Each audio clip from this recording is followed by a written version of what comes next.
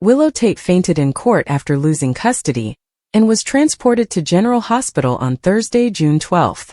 Following Judge Eva Heron's quick judgment, Willow and Michael Corinthos gathered with their attorneys and other courtroom spectators. After granting the divorce, Judge Heron listed all of Willow's faults and suggested she had a pattern of irresponsibility. That's why Judge Heron granted Michael complete physical and legal custody. Willow was devastated by the news and begged Judge Heron not to take her children away from her. Rick tried to calm Willow down, but she began imploring Michael and grabbed his arm. Michael shook Willow off and went, although he was truly upset by the whole affair. Nonetheless, Michael realized he had done what was necessary for his children and later had a heart-to-heart with Wiley Corinthos, who learned of the divorce. Michael stated that Wiley and Amelia Corinthos would be living with him now, but he assured Wiley that his mother adored him greatly. Willow collapsed to the floor in sorrow while Nina Reeves consoled her. Willow was transported to General Hospital after fainting and collapsing in Drew's arms. Willow, who was in a stupor when she was in, had assistance from Elizabeth Baldwin. Liz highlighted Willow's psychiatric consultation and asked Drew to let her rest. Nina blamed Drew for everything and pushed him to leave Willow if he genuinely loved her, as he said. Willow awoke in her hospital room, frightened, and remembered Judge Heron's verdict against her in court. Christina Corinthos Davis confessed in Alexis Davis's office that she had hired Cody Bell to seduce Ava Jerome, and that she believed Rick would be distracted by Elizabeth as well. Alexis was concerned that Christina's efforts would backfire dramatically, and that she had not learned from her errors. Christina defended her plot, claiming that they needed to use this chance to separate Ava and Rick. Cody returned Ava's misplaced sunglasses and admitted that her reputation preceded her. Cody, on the other hand, claimed that he formed his own opinions about individuals and had his own reputation. Cody ended up receiving an art lesson from Ava, who invited him to an upcoming event and was interested by his interest in her. Cody then gave Christina updates and insisted on the $1,000 they agreed on now that he'd completed the first seduction step. Cody had been investigating into Ava's dangerous history, so he demanded a lot of hazard pay if Christina wanted him to proceed with his, which she plainly did. Back with Alexis, she met with Laura Collins, who wanted to talk about Alexis' thoughts on a car accident lawsuit, because Martin Gray was pressing Liz to file one. Next, Rick told Elizabeth how bad he felt for Willow, and she consoled him. Sonny Corinthos entered Natalia Ramirez's vehicle to discuss her latest dilemma. Natalia suggested that they were both in trouble, and began by emphasizing that her recent DUI was not her first crime. That meant Natalia might face 5 years in prison if she didn't help ADA Justine Turner develop a case against Sonny. There were some financial irregularities in Sonny's funding for deception, which might allow ADA Turner to obtain a search warrant. This may lead to far bigger revelations. Therefore, Natalia required Sonny's assistance to negotiate the situation. Sonny reassured Natalia that they'd both come out of this undamaged and asked her to be calm while he devised a plan. General Hospital spoilers indicate that Sonny and Jason Morgan will be plotting shortly, so stay tuned. The weight of loss may be terrible, especially when it comes to something as important as custody of a kid. Willow was consumed by the disaster, a crushing blow that destroyed her spirit in ways she could never have imagined. The courtroom's final verdict rang in her thoughts like a death knell, with each word from the judge's lips cutting more into her already wounded heart. She had worked so hard, poured every ounce of her effort into proving she was a capable mother, only to have it all taken away in a matter of minutes. The legal battle had been exhausting: endless hearings, scrutinizing witnesses, and the constant stress of knowing her child's future was at stake. But nothing could have prepared her for the moment the gavel fell, confirming her fate with such finality that she gasped for air. As she stumbled out of the courthouse, her surroundings dissolved into a hazy haze. The shouts of her lawyers, the sympathetic whispers of friends, and even the occasional frown from the opposite side all went unheard. All she could feel was a yawning abyss inside her chest, an emptiness so deep it threatened to swallow her whole. Her legs moved automatically, transporting her away from the scene of her greatest failure, but there was no escape the agony. It followed her like a shadow, clinging to her with ruthless determination. The first symptoms of her disintegration appeared in little, almost undetectable ways: a trembling in her hands, a hitch in her breath, the way her eyesight swirled with unseen tears. But as the truth of her loss set in, the dam within her ruptured. The breakdown was abrupt and ferocious, a torrent of pain and despair that she couldn't contain. Her body ached with sobs and her knees buckled beneath her as she dropped onto the cold, unfeeling ground. The world spun around her in a dizzying blur of noise and color that made no sense. She couldn't breathe, think, or do anything but sink in the tide of her own sorrow. Those around her went into action, their voices intense as they yelled for assistance. Someone called 911, as others attempted to stabilize her and provide comfort where none could be found. But Willow was out of reach, sunk in the depths of her anguish. By the time paramedics arrived, she was barely awake, her body limp and lifeless from the stress of her mental collapse. The ambulance's flashing lights cast strange shadows across her pale face as she was loaded inside, leaving her destiny in the hands of the medical specialists transporting her to General Hospital. The ride to GH was a whirl of motion and sound, with paramedics trying quickly to stabilize her. Her vitals were irregular, and her pulse was thready, signs of a body pushed to its limits by the sheer power of emotional distress. When they arrived, the hospital staff was there waiting, performing a well-rehearsed dance of efficiency as she was brought into the emergency department. Doctors and nurses encircled her, speaking calmly but urgently as they checked her condition. Willow's universe had reduced to a single point of anguish. Even in her semi-conscious condition, the loss lingered, like a specter that refused to let go. She mumbled her child's name, barely audible but filled with enough sadness to break the hearts of all who heard it. The medical team worked to sedate her, giving her overworked mind and body the rest they sorely required. But as the medicines pulled her under, the last thing she felt was the crushing weight of absence, the realization that, for the time being, she was separated from the one person who meant everything to her. Back at the courthouse, the fallout of the custody decision continued to unfold. The other side stood firm, believing that the ruling was just. However, Willow's loved ones found the unfairness excruciating. They gathered at the hospital, worried faces and quiet whispers waiting for news. Each passing minute felt like an eternity, and the uncertainty gnawed at them. Will Willow recover? And if she did, how would she find the strength to continue?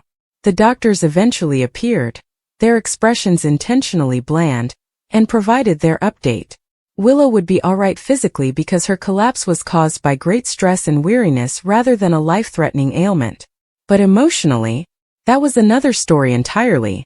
The recuperation process would be difficult and time-consuming. She would require therapy, support, and time, all of which seemed out of reach after such a loss. Willow slipped in and out of consciousness throughout the night, her nightmares filled with remnants of her lost life. In her more conscious moments, she would awaken with a start, her heart hammering as the reality of her circumstances struck her again.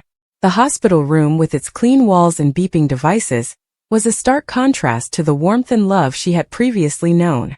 The absence of her child caused a physical agony, a hurt that no doctor could treat. Her visitors took turns sitting at her bedside, offering whispered words of comfort, knowing that nothing could genuinely alleviate her suffering. Some people grieved alongside her, their own pain echoing hers. Others merely held her hand, as a silent promise that she would not have to confront this darkness alone. Despite being surrounded by love, Willow felt solitary, lost in a sea of pain with no end in sight. The days that followed were a blur of numbness and anguish. Willow went through the motions of rehabilitation, but her spirit was broken. The custody loss was more than simply a legal failure. It was the end of her identity as a mother, the one role that gave her meaning. Without it, she felt hollow, like a shell of the person she was before. Even in the depths of her sadness, faint glimmers of strength began to appear. A friend's laughter, a kind word from a nurse, the simple comfort of sunlight spilling through the hospital window. Tiny reminders that life, no matter how brutal, may still have moments of beauty.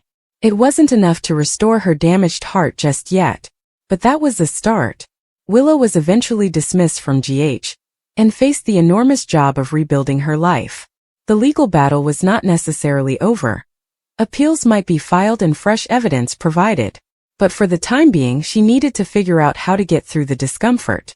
Therapy sessions were organized and support groups were recommended. The road ahead was unknown, full of problems she wasn't sure she could handle.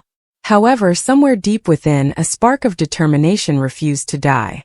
She had collapsed indeed. She'd been broken. But she was still present.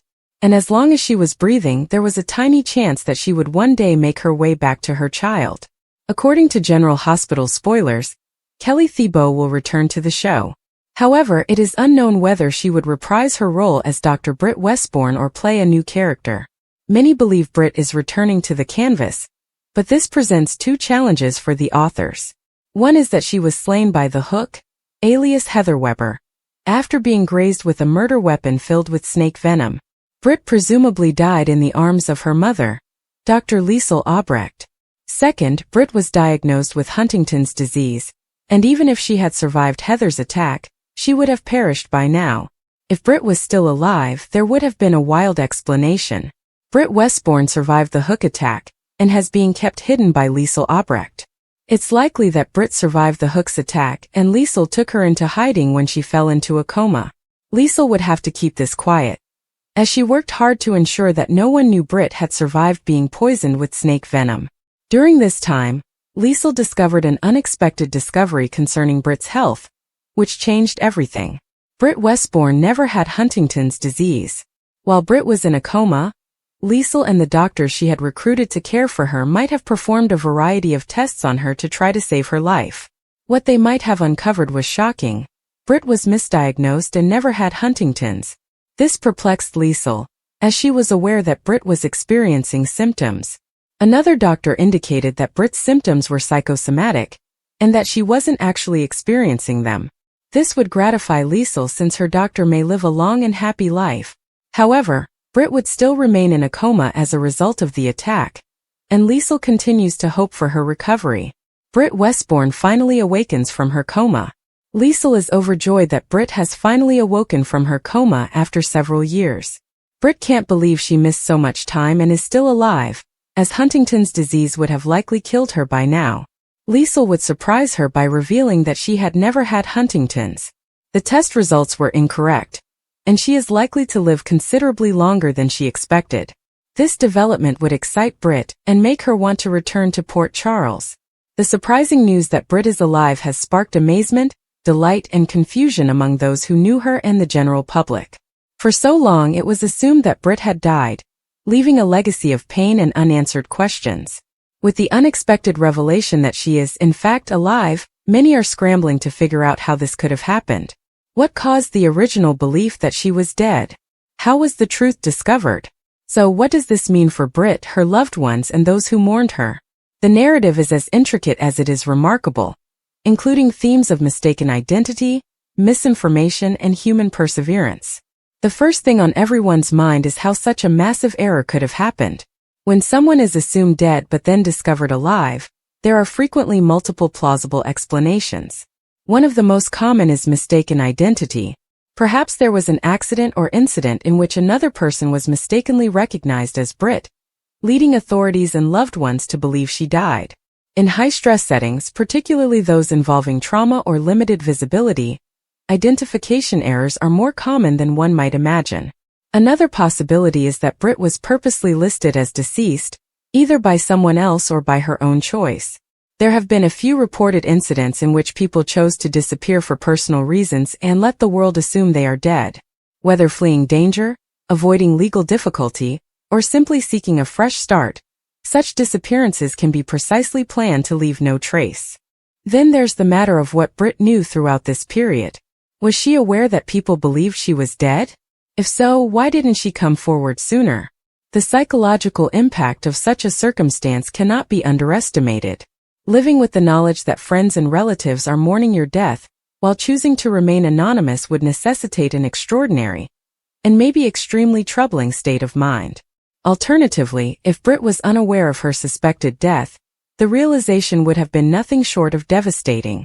Imagine waking up to find that the world had carried on without you, that memorial services had been performed, and that your name had been used in the past tense for months, if not years. The emotional impact of such a revelation would be enormous. The circumstances surrounding Britt's comeback are equally important in comprehending the entire magnitude of this enigma. Did she resurface deliberately, or was she found by chance? If she chose to return, what motivated her decision? Was it a change of heart, a desire to reconnect, or outside factors that drove her out of hiding? On the other hand, if her survival was discovered by chance, perhaps during a routine check, a sighting by a stranger, or breakthroughs in forensic technology, the story takes a different turn.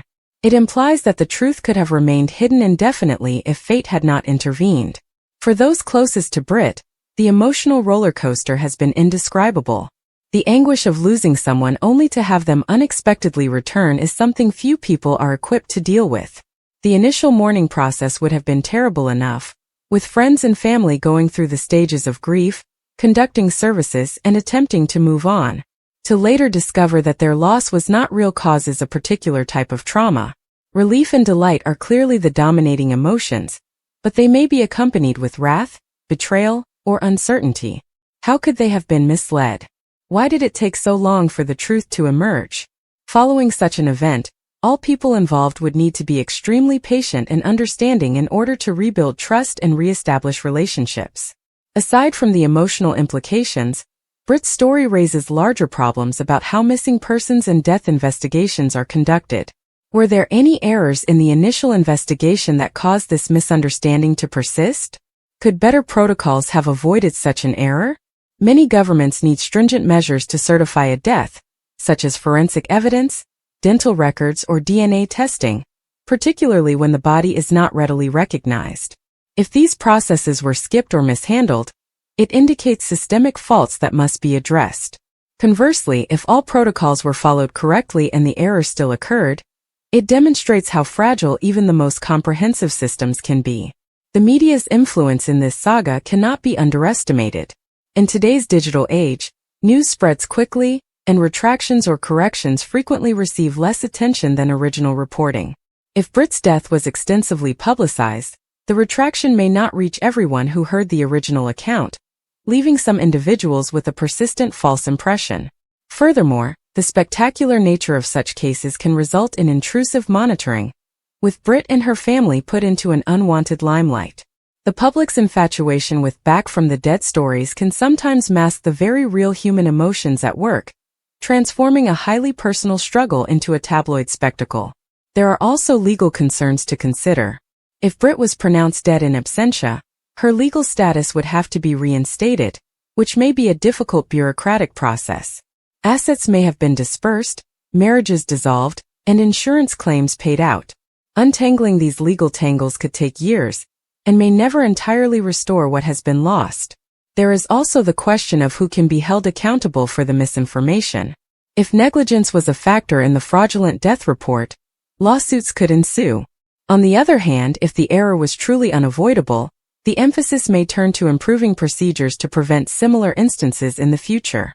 Psychologically, Britt's experience is the stuff of novels and movies, a true-life resurrection story with all of the associated emotional complexities. Survivors of such ordeals frequently describe feeling like ghosts in their own lives, attempting to reintegrate into a world that has already written them off. The phenomena known as the Lazarus syndrome, referring to individuals who return after being proclaimed dead, has been investigated in medical contexts, but cases like Britt's, involving long-term disappearance and misdiagnosed death, are far more uncommon. Therapists dealing with Britt would most likely focus on assisting her with her personal trauma, while also preparing her for the reactions of others, which may range from unconditional acceptance to skepticism and hostility. Britt's narrative reminds the audience of the fragility of our understanding of life and death. We invest a high level of trust in authorities, the media, and even our own perceptions, yet this case demonstrates that assurance is not always possible. It also gives hope to others who have lost loved ones. If Britt can emerge after being considered dead, their own unresolved grief may yet be miraculously resolved. At the same time, it challenges us to confront difficult questions about how we deal with sorrow, how we treat those who come back from the brink, and how we walk the delicate line between closure and false certainty. As the dust settles, Britt's life will undoubtedly be split into before and after this perplexing chapter. The before, a period when she was present, going about her business as usual, unconscious of the impending storm. The aftermath is a new world in which nothing will ever be the same, and every relationship and event bears the weight of what was lost and then found. Her narrative exemplifies the unpredictability of existence, a clear reminder that truth can be stranger than fiction, and that, even in a society regulated by science and reason, the improbable can occur. In the end, the most crucial question may not be how Brit survived, but rather what she, and all those affected by her story, will do next. How can you recapture a life that has already been mourned? How does society reconcile its own preconceptions with such a dramatic reversal? There are no clear solutions, but Brit's survival provides something far more essential than explanations. Another opportunity. Whatever the events that led up to this point, her ongoing existence is a gift that will definitely affect the remainder of her days, and the lives of those around her in ways no one could have predicted. On Thursday, June 12th, Natalia Ramirez issues a warning, and Willow Corinthos is hospitalized after Michael Corinthos is awarded sole custody. Plus, Nina Reeves tells Drew Kane to leave, Alexis Davis is concerned, and more. Natalia's warning. Sonny Corinthos gets into Natalia's car. She warns him that they are in serious trouble, and that she was arrested for DUI last night. She faces up to 5 years in prison if she does not help ADA Justine Turner develop a case against him, as this is not her first offense. He feels she has no proof to indict him. Natalia admits that she does have evidence, which could result in a lengthy prison sentence for him. She mentions that she has a copy of Deception's financial records. There are significant differences in how he funded the company. General Hospital recap June 12th. Natalia shocking information. Willow hospitalized after custody decision. Bad news. That would be enough to give Turner with a warrant to pursue him. He questions whether she is blackmailing him. Natalia assures him of her allegiance while expressing the need for his assistance in addressing this matter. Sonny is thinking about his next measures, but he tells her that they will get out of this position safely. He promises to communicate with her before her meeting with Turner. She expresses her thanks and asks if they can go back to their prior state. He says that reaching out to her was the first step. She had been feeling constricted, but now she believes things will improve. She embraces him. Alexis Davis becomes concerned when Christina Corinthos Davis arrives at her office. Christina claims to have discovered a solution to their problem with Ava. She aims to pit Rick Lansing against Ava Jerome, and she has engaged someone to seduce her. Christina, on the other hand, did not employ a gigolo. Instead, she hired Cody Bell. Her mother refuses to accept this idea, but Christina is confident that it would succeed. She believes they can redirect Rick's attention back to Elizabeth Baldwin, now that Lucky Spencer is no longer in the picture. Despite her mother's objections, Christina is confident that Ava will feel jealous and seek comfort in Cody's embrace. Alexis doesn't believe Christina has learned from her mistakes. Alexis believes her daughter has yet to learn the lessons from her mistakes. Christina argues that her strategy has no downsides. Her mother points out that there are other things beyond their control, but Christina remains resolute, arguing that this is their best option. Laura Spencer then contacts Alexis and requests that she come to her office. After hanging up, Alexis informs Christina that it appears she will learn whether the mayor has discovered the embezzlement. Ava is astonished when Cody appears at her office and indicates that he might be able to help her. He hands her the sunglasses she forgot at the pool and then looks through her collection. She asks how he found out where to return them, and he responds that everyone knows who she is. She doubts her reputation is excellent, and he acknowledges his isn't either. As he looks around, he admits he knows little about art but is curious. She would like discussing it with him, and then they chat about an artwork and its emotional repercussions, and he believes he is destined to be an unpolished fool. Ava appreciates a challenge, as does he. They talk about beauty, and she invites him to the wildlife photography exhibition she's arranging. He thanks her for the quick instruction in art and leaves. Cody visits Christina at her mother's workplace and discusses his conversation with Ava, mentioning that she owes him $1,000. Cody is certain he can handle this and asks Christina how far she wants it to go. She says that it must extend to Ava leaving Rick. Cody then tells out that there is a catch. While Ava is lovely, she is also a murderer, which means he will need a lot of hazard pay. She agrees to this agreement. Later in her gallery, Ava phones Rick to check in before picking up the sunglasses, wondering about Cody. General Hospital recap June 12th. Natalia shocking information. Willow hospitalized after custody decision.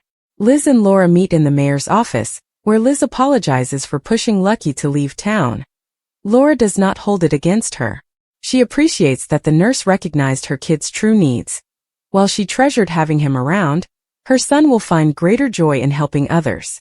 Laura takes her to the penthouse to meet the family, and they discuss Martin Gray's advice to seek compensation for her injury. Liz chooses to move on from it.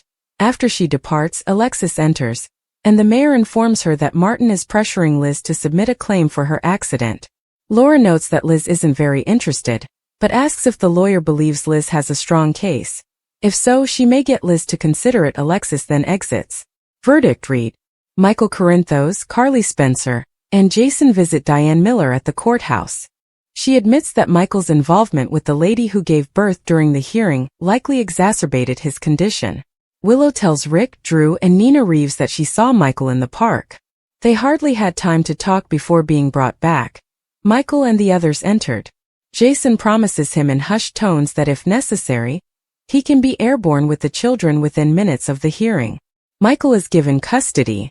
The judge calls the hearing to order. She approves the divorce and divides their belongings.